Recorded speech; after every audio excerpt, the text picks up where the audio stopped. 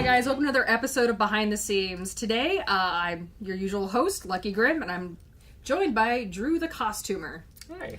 And today we're going to talk about how to turn cosplay into a career. I've talked a lot about how I professionally work on costumes in the museum industries and on film and TV, as well as a makeup artist. But I'm here today with another friend who also works in the industry, Drew, and we're going to tell you about some of the fun hurdles, dumb things we've done, and the best tools you can use to kind of get into and transitioning your love of cosplay into an actual career. Now, Drew. Yes. There are a couple different ways to turn cosplay into a career. I know one of the ways is the great Patreon effect we've all been seeing, where you basically trade photos for money. Mm-hmm. And some girls and men do it for like tutorials and everything. What's your thought on that, turning that into like an income? Well, I think that I think we're all a little burnt out on like the the swimsuit ones and here's a wig, here's a bikini.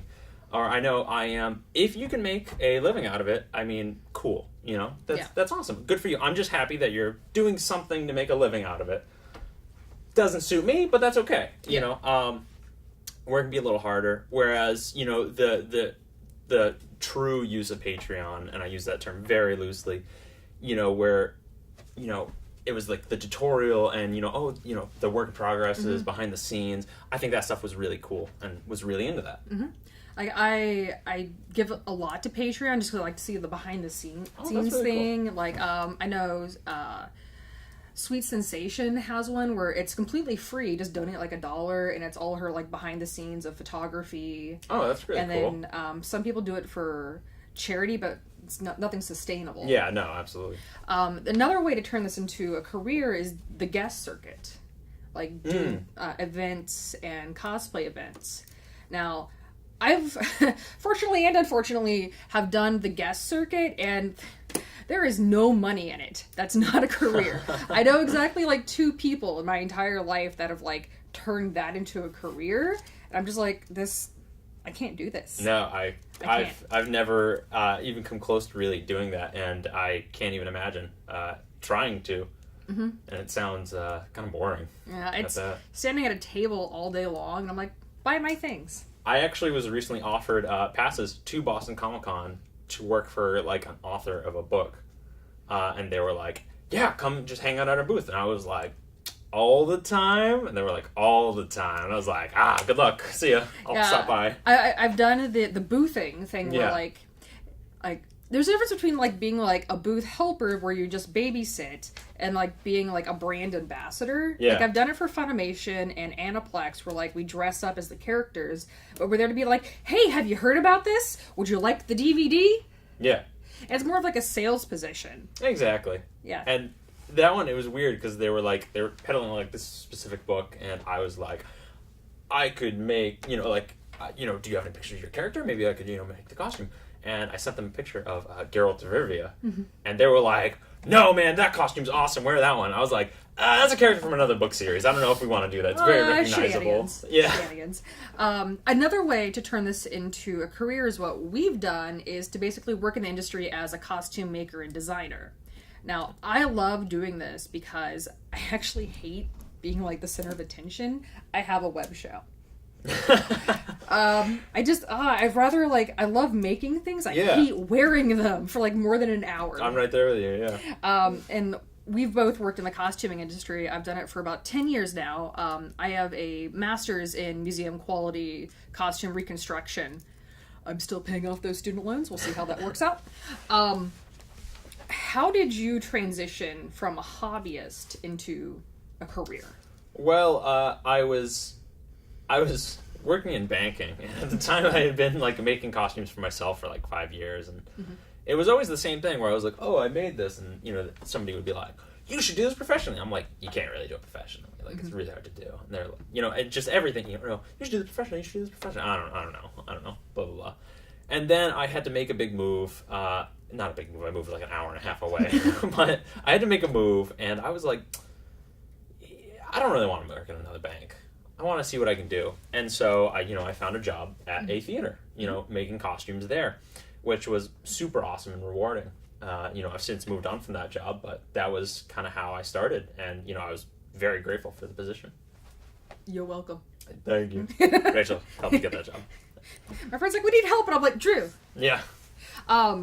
That's like a big thing in this is make friends. Yeah, exactly. Yes. Like always, I'm like, hey, do you know what's going on? Yep. You heard anything? Is your ear to the ground? Like I'm constantly like, hey, someone needs help, and I don't want to do it. Exactly. Yep. And like, I don't have time for this, but somebody needs help. Yep. Make friends, and and I don't want to say like in high places, but make friends everywhere you can. Be a good person and just make friends and be like, hey, I'm willing to like shovel the elephant poop. Let's exactly. do this. Yeah, and always be willing to shovel the elephant poop because no one starts off. Oh man, my first like production job, it was just me putting zippers in for like 8 hours a day, and like let's just set grommets for like 12 hours a day, guys. Awesome. That's it. Someday I hope to get to a position where I can hire somebody to just put zippers in for me. That's where I am now. That's awesome. Yeah. High five. I just stay in my little nook and nobody bothers me. It's great. I'll talk to a person for days. That's awesome. Now, well, turning this into a hobby, I know I've had to suck it up and do the dumb retail jobs while I'm working production. Have you also seen this? I have. I tried working like at a pharmacy for a while, and I ended up literally quitting because I was just like, I just kind of want to bash my brains out every day. Yeah.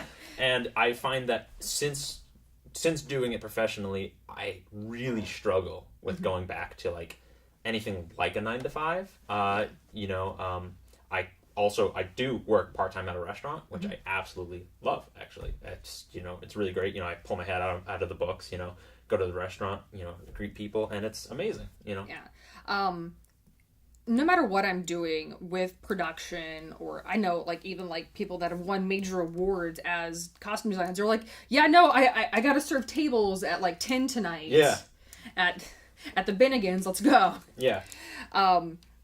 There's not a lot of money in these jobs until you're in that like higher end. Like, yeah, I've been doing this for 20 some odd years, like sewing, and like I'm just now like getting into like, oh, I can pay my bills. Yeah. Like, oh, I don't have to go work at the Mac store this week. Yeah. Great. Yeah, and I was explaining this to somebody recently where in this career you aren't comfortable until you've made it. Yeah. You're not comfortable until you're comfortable.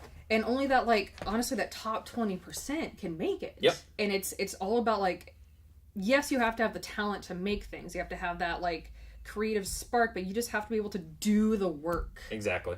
And, like, I see a lot of kids come in, and they're like, yeah, I want to design. I just want to design. I'm like, ooh. Ooh, you're going to put in zippers, kid. Like, ooh, you are buttons in buttonholes. Yeah. Yeah, seriously. Like, you're basically, like, the Jiffy Lube tech guys. Like, yeah, that's where this is going. This is where you start. You're working your way up. But I feel like because we work in a creative environment, it's so much more rewarding, so much more forgiving of like the dumb stuff we do. It absolutely is. And, because I would rather spend a day putting in zippers and sewing in buttons than I would sitting at a desk doing nothing. Yeah, I've had to balance that like production life where it's like I'm on set for 10 hours. I have like one day down. I'm at like the retail job, and I was so burned out. And like it's only in the past like 2 years I've been doing freelance all the time. Yeah. So, and one good thing I like about this is there's more things we can do than just be like, I'm going to put in zippers all day, or I'm going to design this thing. There's other things like we can do a grip job, or we can do PA jobs. Absolutely, yeah. Or just anything like, do you need help on set? I'm there. Yep, I recently did a PA job. Yeah. Yeah. But like, I joke, like, here's my student loan statement. This tells you how little respect I have for myself. Yeah, right. I will do anything. Now, when getting these type of jobs, are there any tools you've kind of acquired to help you get those jobs? I've asked a lot of friends, throughout the industry, how do you get this? How do you get that? And it's usually, this weird website, that weird website. I've had a weird amount of luck on Craigslist. So have I. I recently had to make 2 costumes for 2 celebrities for a commercial.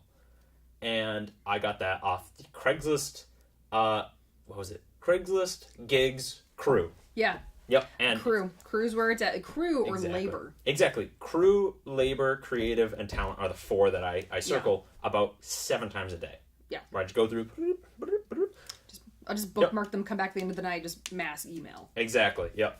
And like I've found success with off stage. Oh yeah, that is one off I stage. circulate. There, it's mostly like, have you been sewing for 10 years? Do you have a portfolio? We might have a job for you. Exactly. Yeah. But those jobs are actually like some of the more. That's how I got hooked up with like the Boston Ballet and some of the like the live theater crews like down in New York City. That's super cool. So, are there any other tools you've learned or gotten hold of? Yeah, there's a Facebook group I really like called Channel 14. It's just like a Boston area type thing, and I've had a little bit of luck on there. Not as much as Craigslist. But yeah, so that, and really just word of mouth, make friends, I've been around for a few years, people say, hey, we can use your help with this or that, or somebody recommends me to do something. And yeah, it's a lot of like, you're no better than your last job. Exactly. And it's 90% of my stuff is people recommending me or being like, hey, this person does this thing, or I have someone like, oh, they did this thing, so they can redo it for you. Like, I just did the wizard that had this gorgeous, like, gold work embroidery. That's like the 14 karat gold embroidery that I wanted to shoot myself. But because of that, I'm now doing professional embroidery work for fashion houses. That's super cool. So let's see what my new eye exam is like, because I'm pretty much cross-eyed from looking at embroidery. Ugh. Now, do you have any words of wisdom for anybody that wants to get into costuming as a career? Yeah. Everyone wants to tell you can't do it. Everyone wants to say, you can't do this. Nobody is able to do that. But if nobody was able to do it, it would have gone extinct a long time ago. Somebody has to make it. Why not you? I've had,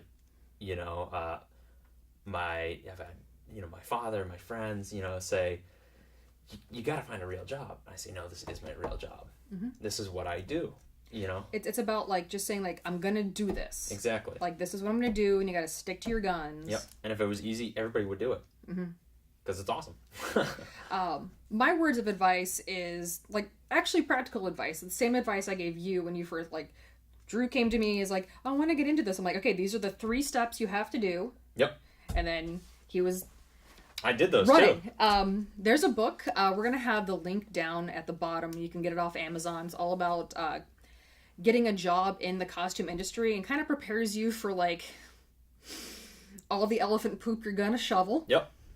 And gives you a very practical and real like game plan of how to get into this, as well as all the like fun listings of costume shops in the country. Yep. And then I also told Drew that you need to make a portfolio, because you need to prove you can actually make things. No one's going to hire a designer or a creative if they can't physically make something. Like that's life. Exactly. Take things out. Don't do super fun, pretty photos. Like I take everything I make. I go to a friend's house. We do a black backdrop, just studio shots, side, back, so that everybody was like, so what can you make? I'm like, this is the portfolio. Like no frills. This is no Photoshop. This is what it is. So you sent me that email, and then from there, I ordered the book off Amazon. I spent the next week reading the book. I finished the book. And then I emailed the theater and said, hey, you guys looking for help? And much to my reply, not only did they reply, they said, yeah, we are. Do you have a portfolio? And I said, oh no, I got to make a portfolio. And so I spent that whole weekend building a website. My building website. I mean, my ex built the website because I am awful at it. I use Wix because it's so super easy. And that's what she did. Yeah. And I'm just so bad at it. It's amazing. Yeah, I was like, this is just everything. I'm not organizing it. Good luck, everybody else. Yeah. And that was exactly what I did. And it worked. Yeah. It's they need help. Like, it's not an elitist, like, we're not the Illuminati. Like, we need help. If you're willing to do the work, we will hire you. Yep. And one huge thing is, like, I'm super awkward with emails. Yeah. Like, super awkward. I hate cold sending emails out, but that is, like, 99% of what I have to do. I'm like, oh, I have this month. I don't have anything, like, scheduled. I'll just contact, like, a costume shop or theater. Like, hey, do you need help? I'm free. Yeah. But I charge. it's just sucking it up, and like a lot of people have like weird anxiety about, I know I have the weird anxiety about sending emails or cold calling, but you just got to. Yeah. You have to be willing to do the awkward thing to get that paycheck. Mm-hmm. Yep. All right, guys, we're going to take a quick break, and we'll be right back to talk about Drew's adventures at D23.